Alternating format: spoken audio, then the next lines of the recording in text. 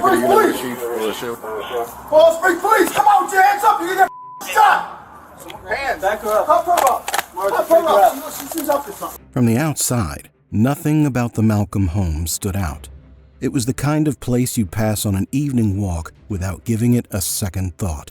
A trimmed lawn, a quiet street, 2 teenage boys who kept to themselves. But inside that home, on the night of August 31st, 2024, something was happening that no one on the outside could have imagined.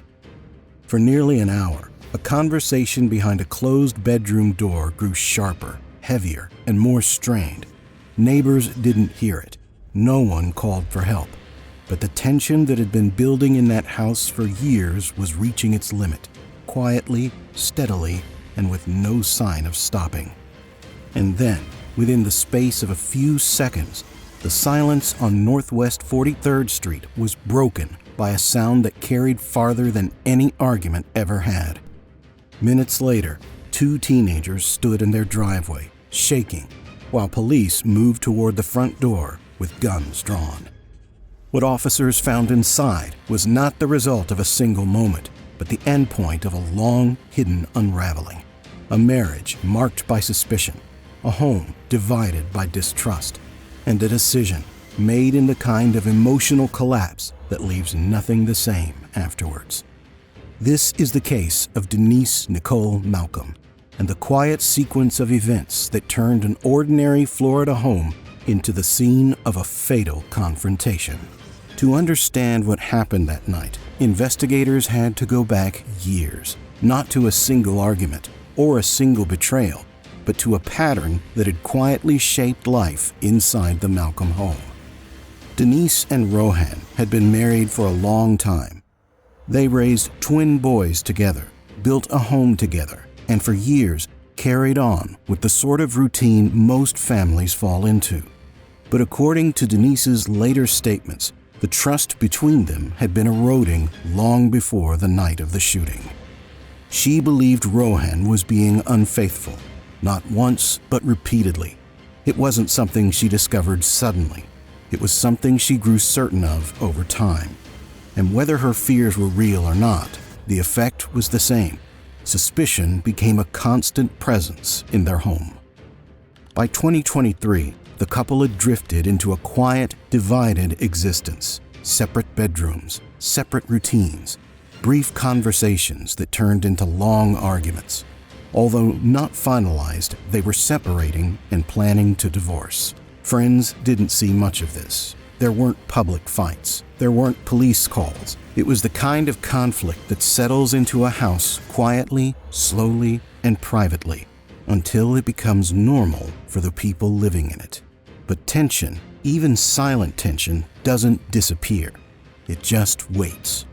And by late August 2024, it had been waiting a long time. August 31st, 2024. Started like any other weekend. The family was preparing a small Labor Day barbecue. Denise and Rohan went out to get supplies, came home, and went about their afternoon. Nothing unusual on the surface. However, that all changed when at some point Rohan mentioned that he was planning to drive to Port St. Lucie later that day with friends. For most people, this would sound harmless, but for Denise, already convinced that Rohan had been lying to her for years, this comment hit exactly where the existing wounds were. She believed friends didn't mean friends. She believed it meant another woman, and the argument that followed didn't stay small. According to the investigation, the confrontation stretched for nearly an hour.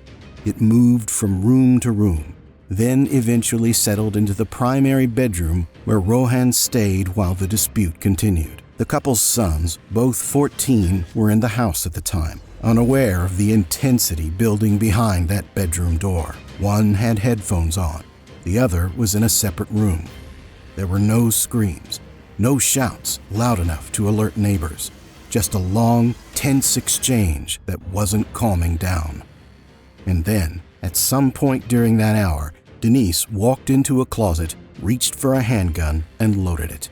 This moment would later become the central line in the case, the point where emotional strain became irreversible action. She stepped back to the bedroom doorway. Rohan was standing inside, and Denise fired the first shot. It struck him in the shoulder. One of the boys ripped off his headphones after hearing the gunfire. He ran into the hallway and saw what had happened. His father bleeding, clutching his shoulder, and his mother holding a gun. It was 6:30 p.m. when he ran outside and called 911. His twin brother followed, both terrified. Outside, the quiet neighborhood was still unaware of what was unfolding. But inside the Malcolm home, the situation was about to escalate further. When Coral Springs officers arrived, they instructed anyone still inside to exit. Moments later, another gunshot echoed from the bedroom, louder, sharper, and final. Officers moved quickly. Inside the house, they found Rohan Malcolm lying on his back, unresponsive. Multiple gunshot wounds, including one in the head. A pool of blood spreading across the bedroom floor. Denise stood nearby.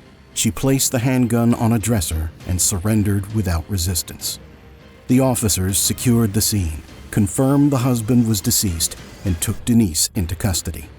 What had begun as a tense argument earlier in the evening had ended with a fatal shooting witnessed indirectly by two teenage boys. Two teenage boys whose life would never be the same. At the police station, Denise spoke openly with investigators. She admitted what happened. She described the argument, the suspicions, and the emotional exhaustion she said had consumed her. She had found out about someone he was cheating on her with in the past, leading to their separate sleeping arrangements and separation. Denise believed the same girl was still around. She said she had been at her wit's end with what she believed were lies and infidelity. She described firing the first shots during the argument, and she explained that after those shots, she briefly considered ending her own life. According to her statement, something Rohan said, while wounded on the floor, pushed her into firing the final, fatal shot. What exactly he said hasn't been released publicly. Investigators reviewed her statements against the evidence, ballistic reports, the boy's testimony, the 911 call, the physical scene. Everything aligned. The case quickly transitioned from investigation to prosecution. Denise was charged with second-degree murder with a firearm. She remained in custody while the case moved through the Broward County court system.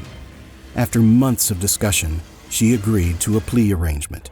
In June 2025, she entered a no-contest plea, accepting the consequences without offering further explanation. The court sentenced her to 21 years in state prison. She received nearly 300 days of credit for time already served and was ordered to pay over $23,000 in restitution, including support for her children's guardian. The case never went to trial. There were no dramatic courtroom moments. The evidence was straightforward, and the plea closed the case.